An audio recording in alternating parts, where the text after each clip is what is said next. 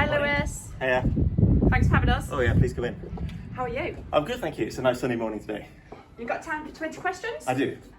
So, first question, can you tell us a little bit about VISR? So VISR, as written on the wall here, we're a tech business. We're based on the university campus in the northeast of England, and we are one of the largest growing tech businesses of this type in the UK.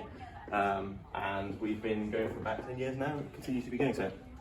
Can you name 3 VISR products you currently produce? So VISR is one of the world's leading experts in producing mixed reality and VR technology. So you might have heard of all this metaverse stuff that's going on. Well, this is one of the companies that build it.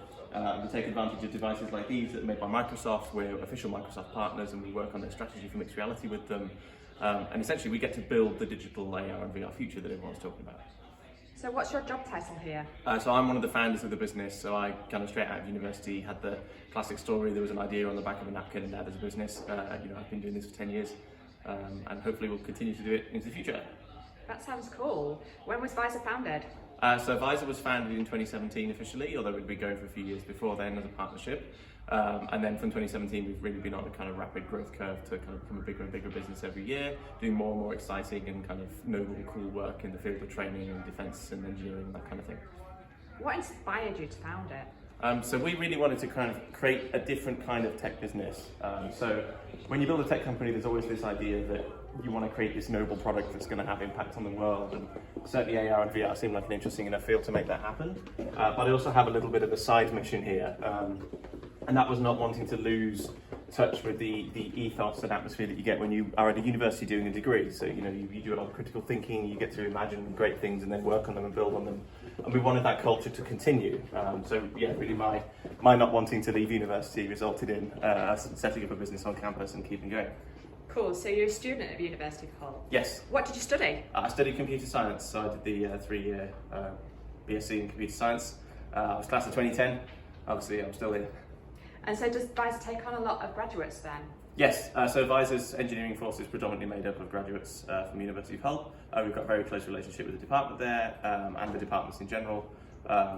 3 years ago we ran a big accelerator program to help place students in the mixed reality industry that was wildly successful. So our relationship with the University of Hull is really strong.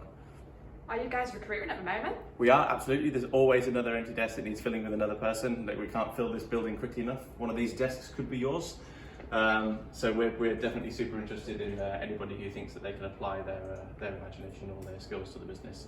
And that counts not just for computer science and software engineering and game dev, but also people working in business, arts and finance. We really can't get big enough quickly enough.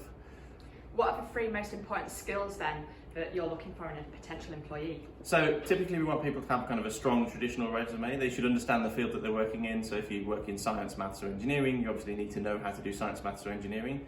But also you need to have an attitude that's driven by the need to know more, the want to do better. And I know those things sound very cliche, but really that's our culture.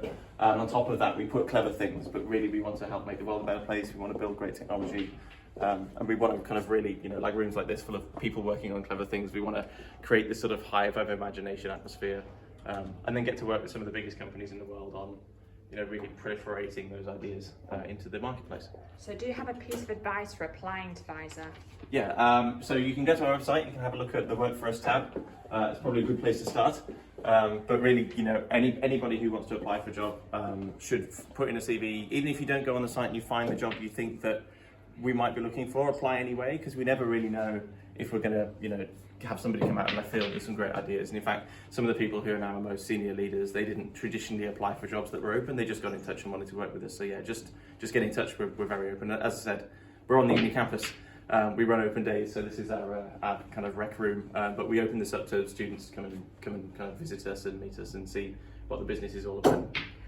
Roughly how many people do you think work at the company?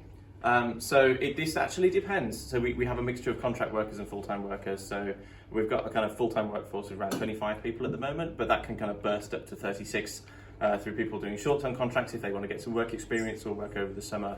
We have an internship program which people should apply for if they're interested. So yeah, it depends, but obviously always getting bigger and always growing. So hopefully more today than yesterday. That's great to know. Can you describe the company's culture in 3 words? No, but I can describe it in about 100. So our business's culture is very much, as I said, about turning fantastic ideas into products which have a meaningful impact on the world around us. but also proliferating that sense of being at university. I meant it when I said this is sort of a hack to not have to leave behind the culture of being at uni and the kind of imagination that the university culture creates. It's why things are invented at universities by researchers. And we don't want that culture to die just because now you're working in an office. We want our office to feel like a university. It's on a university campus for a reason. So we want to carry on that wonderful feeling that you get when you move out for the first time, you live in your own place and you become your own person, but you're in a place that nurtures and kind of helps that growth. And we want to be the kind of business that takes our employee benefits very seriously and helps grow that feeling of growth beyond university into the workplace. So tell me, what does a typical day in your life of a co-founder look like? Oh God, I'm horrendously busy from every hour of the day. So typically my day, I'll come into work, I'll get myself a coffee or something from the fridge, hopefully not something stronger until after 4 o'clock. So we keep that well stocked. We don't think that people should be bringing their own. But then I'll kind of sit down at the desk, I'll speak with the management leads, both in kind of finance, creative engineering. We'll figure out what the day's picture looks like, and then we work on our products pretty much until the day's over. And what's the favourite part of a job? For me, the favourite part of the job is definitely seeing things that don't exist come to fruition. So it's always lovely to have an idea, but as somebody who I knew at Google a long time ago said, the ideas are cheap. People think they have this great idea and they mustn't tell anyone this great idea because it's so top secret. But actually, the wealth of an idea comes from being able to turn it into a reality. And this is the kind of business where we have great ideas and then we make them real. And it's the making real process that I just love working on. And what gets you through the day? Tea or coffee? It's definitely Coca-Cola or Monster energy drink, as unhealthy as that is. But we do have a coffee machine for people whose particular poison is caffeine. I'm definitely needing the caffeine to get running in the morning. And lastly, what's the best piece of advice that anyone has ever given you?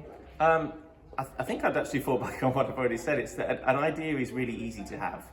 It's about gathering a group of people who are like-minded, who inspire you, and turning that idea into something that's real. Being able to do that is the key to life happiness, is the key to feeling fulfilled at work, is the key to becoming more enriched than you were yesterday. All of these things are consequences of the drive to turn an idea into reality. Thanks for having us. We'll leave you to it. That's Absolutely. been great. Yeah, thanks for coming in.